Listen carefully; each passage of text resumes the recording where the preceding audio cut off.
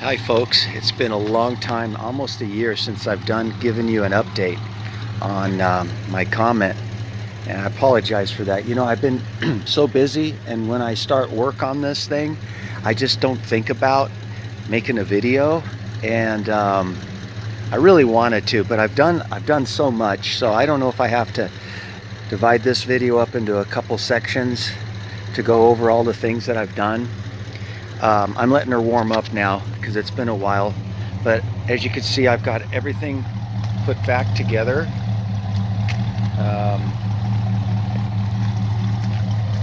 All the trim work and stuff that I was talking about. I found some nice Magnum 500 wheels, 14 by 6 that fit.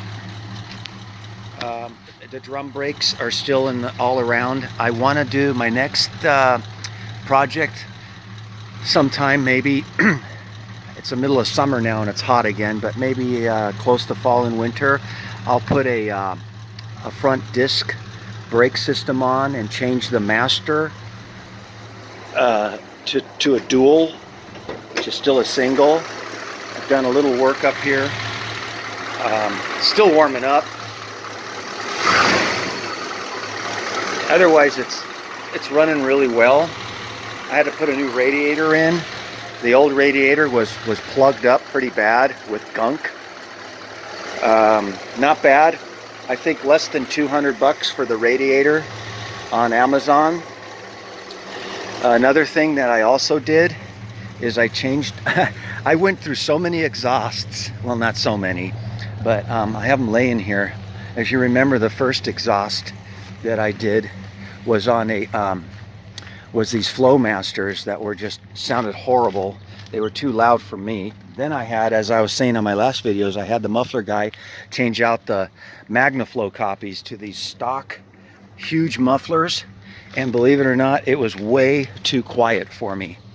So I had I put on Dynamax or Dynamax, I think, super turbos, and it's perfect for me. It's got a nice rumble to it, and what I wanted to talk about was how I painted it. The car right now is pretty dusty. I didn't wash it, but as you can see, I've got shine to it. I could probably do some more buffing, but I've got shine to it. And what I did, oh, by the way, too, the interior is pretty much done. I got this from Amazon, and I got some 1/8" Masonite board from Lowe's, cut it out, and I put that on there. The carpet's dirty, but it's brand new. The back seat it's from a 60-something Oldsmobile Cutlass.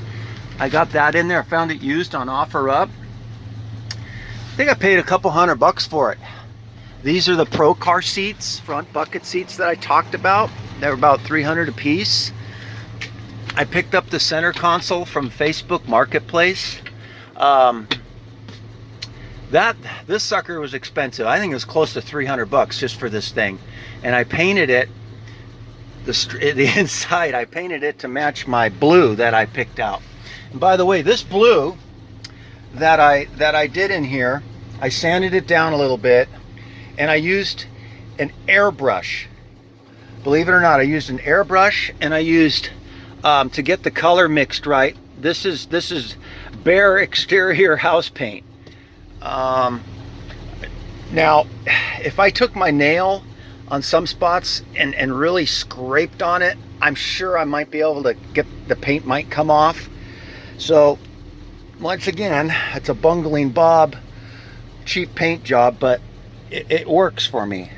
So that's what I did. And I got some cool gauges. These are over 1 inch in diameter. I mean 2 inches in diameter. I think they're 2.5 or 2 1/4 from Auto Meter, another Amazon purchase. And I really like that meter. I first was just gonna say, hey, I've got a temp gauge here, which worked. I have it disconnected now because I really can't tell what the temp is, so I went ahead and I got the meters. But the gas gauge works fine. By the way, I had to put in a whole new gas tank. Easy, dropped right in the trunk. Another purchase, I think that was another Amazon purchase or so. The gas tank was less than 200 bucks, probably 150-ish. And had to get a new sender because the tank I put in the back, was an upgraded tank. I think it's like 2 to 3 more gallons larger in size. And I cleaned out the fuel line. I put an air compressor and shot gas through it until I saw it clean. Because even though I did the carburetor rebuild, as you saw in the last video, it's still, the filter was still getting a bunch of rust in it. So I said, you know what, it's nonstop. And sure enough, the original tank in there was rusted out inside. So that was a big improvement. For nostalgia, I put an 8-track player in here. I wanted an 8-track player, so I put an 8-track player in here. I got some 8-tracks in here. I record my own. I figured out how to record 8-track tapes. So I got a little old Radio Shack recorder from eBay. And so I made my own tapes just for fun. What's really cool is this is an actual real radio that was gutted and a Bluetooth receiver was put inside. Let's see if I turn it on. There, it just connected to my phone. So, and these buttons here pertain to, I don't know if you could see it, pertain to volume up, because it, volume down, forward, reverse, and this was stop, pause, and play. And if anybody's interested in that, I could, on Facebook, on Mercury Comets, not anything else titled anything else, just Mercury Comets. There's a guy on there that that he'll take your old radio, and for I think less than 200 bucks he'll convert it for you. Because I wanted that look. Anyway, so that's about that on the inside. Like I said, underneath here I had some rust, as you remember. I used Rust Bullet, actually. I was reading, and I think the consensus is people like Rust Bullet better than Pour 15, and I coated the crap out of it with fiberglass and resin, and it's really strong now, the floor pan. So I'm not worried about that anymore. I think that's about it on the inside. I painted my headliner. I just used a kind of a satin black, just rolled it on there, and man, it looks fine to me, you know. So like I said, this is all on a budget and trying to do it myself. It's the first time I ever used an airbrush, and it worked out pretty good. I mean, if you really look at it, there's stuff in here that, you know, isn't perfect, the paint and what stuff like that. But so what else did I want to talk about? I wanted to talk about now the paint. And the paint took me, oh man, it took me a couple tries to get it right. And the orange peel was just coming through way too much. And I have no patience, so when I was painting it, I didn't sand every time in between coats. But what I did is I used my formula, like I showed you before. That's Rust-Oleum Canvas White, oil-based paint. I added hardener. I added some mineral spirits to thin it out. And what I did was, all right, back again. So what I did was, and I wish I would have shown you this as I was painting it, but I got this idea from YouTube. They call it roll and tip, and a lot of people paint their yachts and little boats, not yachts, but sailboats and stuff like this. They roll on a section, like let's say you do a section like right here.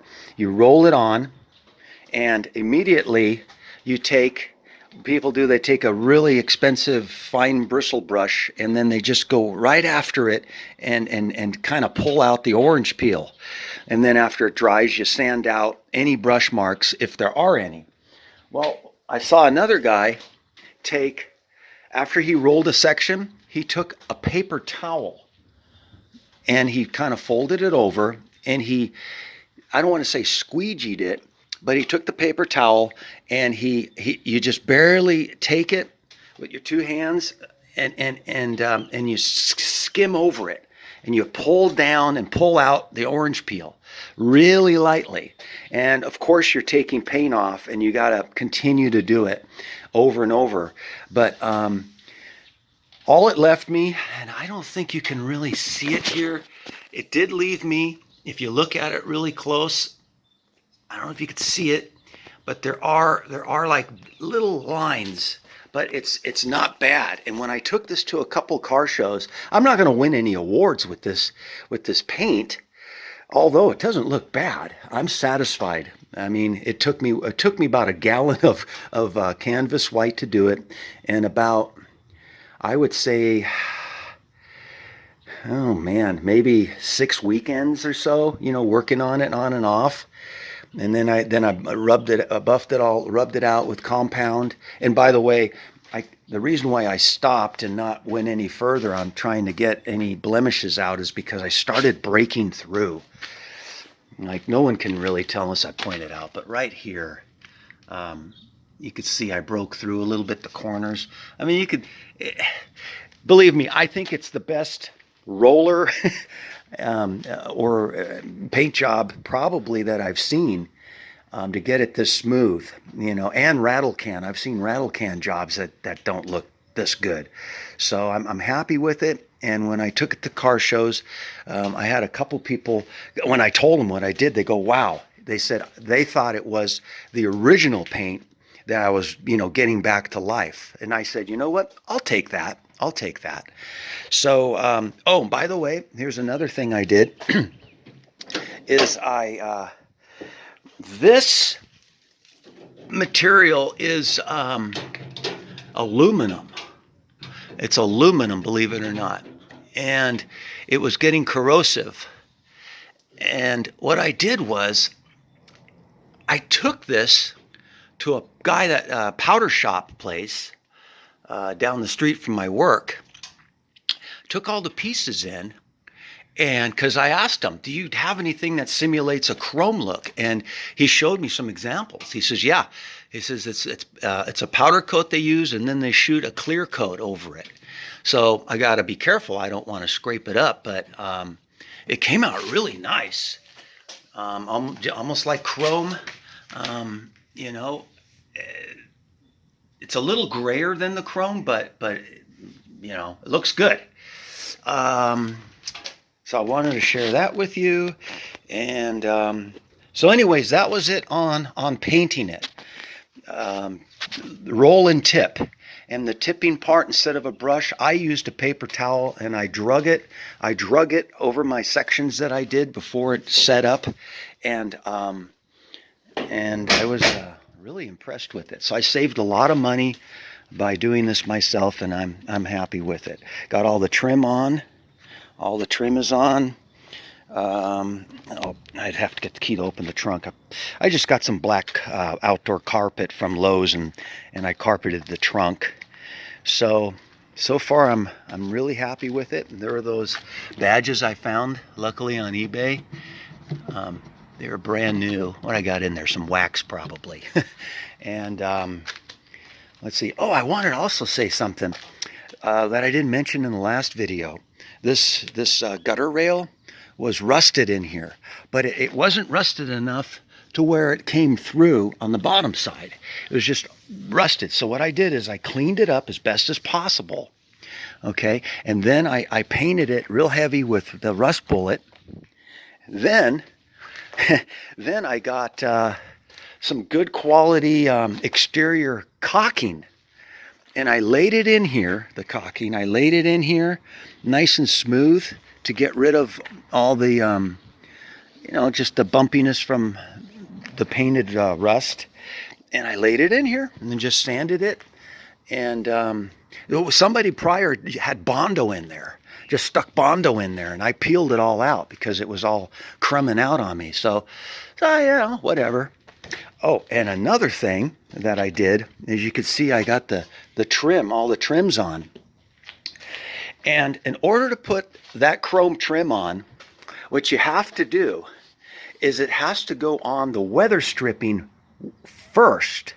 Then you put the weather stripping with the trim on the glass, the windshield, and install the windshield, with it. It was like, wait a minute, I'm not going to do that. So I wish I would have showed you, but I actually took a cutting wheel, okay, a cutting wheel, and I don't know if I have it in here or not. This guy here, the RotoZip, okay, and I stacked up some abrasive wheels. I stacked them up until I got the thickness I needed. Sorry about it. I can't tell sometimes where I'm pointing this thing without looking. There's a RotoZip, and I got the thickness I needed, and I took the RotoZip and I cut a channel. I cut a channel inside this this old hard weather strip, window sealant. I cut a channel, a perfect channel in it, and I was able to set the chrome in there, and it's stuck in there with silicone.